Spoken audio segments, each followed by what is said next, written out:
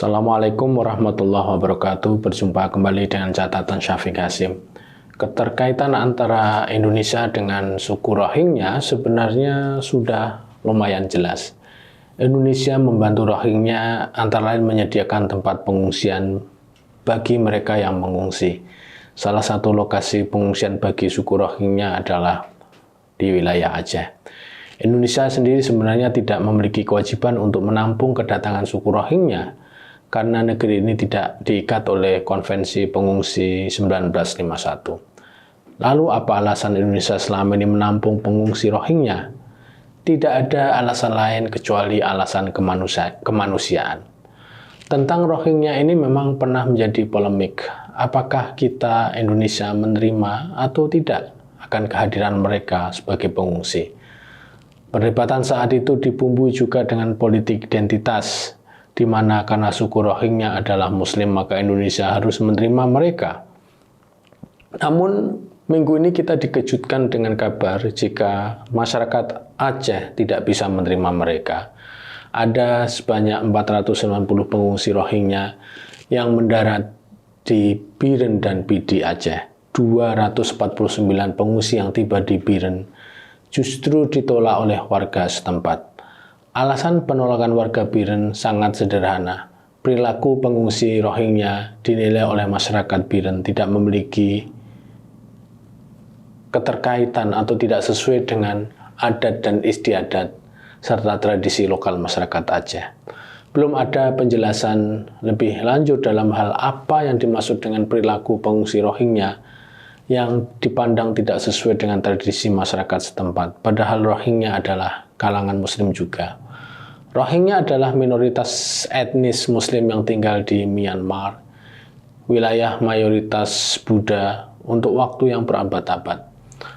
Namun anehnya, meskipun suku Rohingya ini sudah tinggal berabad-abad di sana, suku ini tidak mendapat pengakuan sebagai warga negara oleh pemerintah Myanmar. Inilah yang menyebabkan Rohingya menjadi kelompok orang tanpa warga negara dengan jumlah terbesar di seluruh dunia. Keadaan yang demikian menyebabkan suku Rohingya menjadi korban kekerasan, pengusiran, diskriminasi, dan persekusi oleh rejim Myanmar. Eksodus besar-besaran suku Rohingya dari Myanmar mulai terjadi pada Agustus 2017 karena pengusiran dan pembakaran serta pembunuhan atas mereka di Myanmar. Menurut catatan ada sekitar 742.000, setengah mereka terdiri dari anak-anak yang dipaksa keluar untuk mencari tempat baru tinggal mereka. Kebanyakan mereka masuk ke Bangladesh. Ya, hampir sejuta suku Rohingya yang mendapat penampungan di Bangladesh sejak 1990-an. Bangladesh sendiri bukan negara yang kaya, jadi negara ini memiliki keterbatasan-keterbatasan untuk melayani pengungsi. Namun dengan bantuan masyarakat internasional, Bangladesh berusaha untuk menyediakan lokasi pengungsian bagi mereka. Negara-negara lain yang menjadi tempat pengungsian suku Rohingya adalah India dan Thailand. Di dua negara ini jumlah pengungsi Rohingya tidak sebanyak di Bangladesh. Mereka yang mengungsi ke Thailand menurut catatan resmi sekitar 92.000 dan yang ke India sekitar 21.000. Jelas kedua negara yang mayoritas penduduknya non-Muslim, suku Rohingya justru banyak ke sana. Sementara rejim Myanmar terus mengusir suku Rohingya dari negeri ini. Jumlah mereka hingga sekarang sudah mencapai 1,5 juta orang yang terusir. Bagaimana dengan Indonesia? Jumlah suku Rohingya yang mengungsi ke Indonesia sebenarnya tidak terlalu banyak atau malah terbilang sangat sedikit apabila dibandingkan dengan yang ke India dan ke Thailand. Namun karena Indonesia tidak memiliki kewajiban menerima pengungsi ini yang menjadi alasan bagi pemerintah Indonesia untuk tidak terlalu memiliki perhatian dengan Rohingya. Tindakan yang demikian mungkin ada benarnya, namun sebagai negara di kawasan Asia Tenggara yang terbesar, saya pikir Indonesia harus memiliki desain yang siap untuk menjadi negara yang memperhatikan isu-isu humanitarian. Antara lain adalah soal pengungsi. Kita tahu bagaimana negara-negara besar di Eropa menjadi penampung bagi para pengungsi, misalnya dari perang Syria, perang Irak-Iran, perang Afghanistan, perang Israel-Palestina, dan lain sebagainya. Sebagai negara besar, Indonesia harus siap untuk melakukan peran yang demikian. Indonesia sudah waktunya memulai perannya bukan hanya melakukan diplomasi internasional, namun juga harus menjadi penampung pengungsi, memberi sumbangan bencana kemanusiaan, penyedia beasiswa bagi mahasiswa-mahasiswa internasional, dan sebagainya. Sudah saatnya Indonesia menjadi negara tangan di atas, negara yang memberi, bukan negara yang menerima sumbangan. Bukankah secara ekonomi Indonesia sekarang menjadi negara dengan skala ekonomi yang sangat besar? Jika dibandingkan dengan Palestina, maka perhatian pemerintah Indonesia dan masyarakat ke suku Rohingya memang masih sangat kurang. Saya tidak tahu persis mengapa hal seperti bisa terjadi secara geopolitik. Saya menduga karena Rohingya ini tidak merepresentasikan sebagai bentuk negara dan bangsa. Mereka tidak memiliki dokumen apapun sebagai suku tanpa bangsa yang terbuang. Mereka benar-benar mengalami kesulitan. Kemana-mana mereka ditolak, bahkan tidak hanya di Aceh namun juga di tempat lain seperti di Malaysia.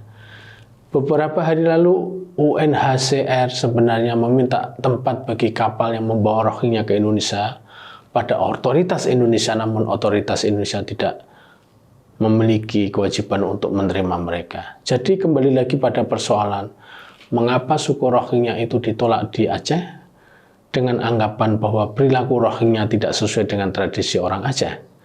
Masyarakat Biren Aceh adalah masyarakat Muslim Sunni yang taat. Mereka menganut madhab yang umum sebagaimana madhab yang banyak dianut oleh orang di Indonesia, yaitu madhab Imam Syafi'i.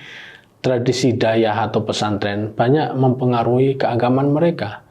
Lalu bagaimana dengan Rohingya? Jelas mayoritas suku Rohingya adalah Muslim Sunni juga. Secara historis mereka mengidentifikasi diri sebagai suku Myanmar Barat yang pengaruh Arab dan Mughal Islam sudah ada sejak lama. Mungkin madhab mereka berbeda dengan orang Aceh. Bahkan ketika Burma, nama lain bagi Myanmar, masih berada di bawah koloni Inggris, keberadaan suku Rohingya cukup mendapat perhatian. Pada tahun 1936, suku Rohingya mendirikan Rohingya Jam'iyatul Ulama, semacam organisasi ulama bagi mereka. Jelas keberadaan mereka di Burma pada masa itu diakui oleh Inggris, karena mereka memiliki organisasi ulama sendiri. Mereka ini terkait dengan Muslim Arakan, sebuah pusat perdagangan utama di dekat Burma. Sejak abad 7 Masehi, para pedagang Arab Islam sudah tiba dan berdagang di kawasan Arakan ini. Sebagai catatan, masyarakat Muslim Indonesia perlu melihat suku Rohingya yang mengalami penolakan di mana-mana sebagai masyarakat Muslim yang memang memerlukan bantuan. Jika perilaku mereka dipandang tidak sesuai dengan tradisi lokal daerah tertentu di Indonesia, maka mereka harus mendapat penanganan tersendiri. Sebagai pengungsi, mungkin mereka harus mendapatkan pembelajaran tentang bagaimana hidup di wilayah pengungsian kita. Sebagai Muslim, kita perlu menyisakan solidaritas, persaudaraan, dan keislaman bagi Rohingya. Demikian, wassalamualaikum warahmatullahi wabarakatuh.